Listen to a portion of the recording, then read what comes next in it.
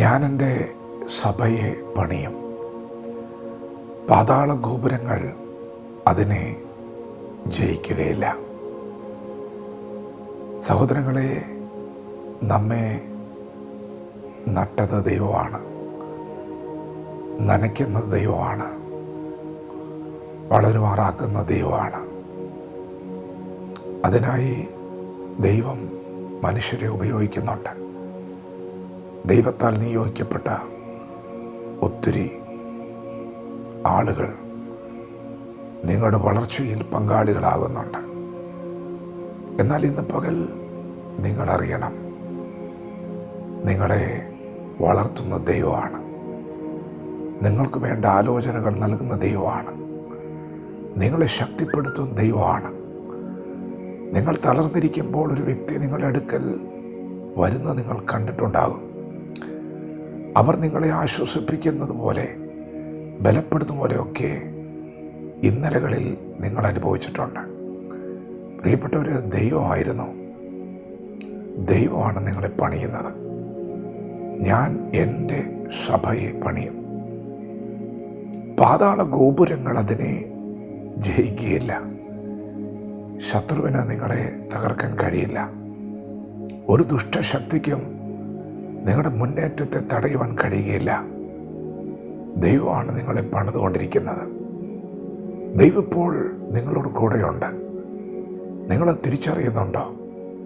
നിങ്ങളുടെ അകത്ത് വചനമുണ്ടെങ്കിൽ ദൈവമുണ്ട്. വചനം ദൈവമാണ്. ദൈവത്തിൻ്റെ വാക്കിന് ദൈവത്തോടെ ശക്തിയുണ്ട്. വചനം ജീവനും ചൈതന്യമുള്ളതാണ്. പ്രിയപ്പെട്ടവർ, ദൈവം നിങ്ങളുടെ അകത്തുണ്ട്. മഹത്വത്തിൻ്റെ പ്രത്യാശയായ ക്രിസ്തു നിങ്ങളുടെ അകത്തിരിക്കുന്നുണ്ട്. ദൈവം നിങ്ങളുടെ അരികത്തുണ്ട്. ദൈവം നിങ്ങളുടെ വലം കൈക്ക് പിടിച്ചിട്ടുണ്ട്. ദൈവ സാന്നിധ്യം വളരെ അടുത്താണ്. നിങ്ങൾ തിരിച്ചറിയുന്നുണ്ടോ? നമ്മുടെ ദൈവം കഷ്ടങ്ങളിൽ ഏറ്റവും അടുത്ത് തുണയാണ്. പലപ്പോഴും ദൈവം ദൂരത്ത് നിൽക്കുന്നു എന്നൊരു ചിന്ത, ദൈവം കൈവിട്ട് കളഞ്ഞു എന്നൊരു ചിന്ത ഭക്തന്മാരുടെ ജീവിതത്തിൽ ഉണ്ടായിട്ടുണ്ട്. അതെന്തുകൊണ്ടാണെന്നോ? കഷ്ടത വന്നപ്പോൾ സാന്നിധ്യം വേണ്ടതുപോലെ കാണാൻ കഴിയാതെ പോയി. യേശു ശിഷ്യന്മാർ പടകിൽ യാത്ര ചെയ്യുമ്പോൾ ആ പടകിലേക്ക് തിരകൾ ആഞ്ഞ് അടിക്കുകയാണ്. പടകിൽ വെള്ളം കയറുകയാണ്. പടകിൻ്റെ അമരത്ത് യേശു ഉണ്ടല്ലോ. പക്ഷേ തിര പൊങ്ങി വന്നപ്പോൾ അവർ കണ്ടത് തിരയാണ്. പടകിൽ വെള്ളം കയറിയപ്പോൾ അവർ കണ്ടത് വെള്ളമാണ്. അവരത് കണ്ട് പേടിച്ചുപോയി.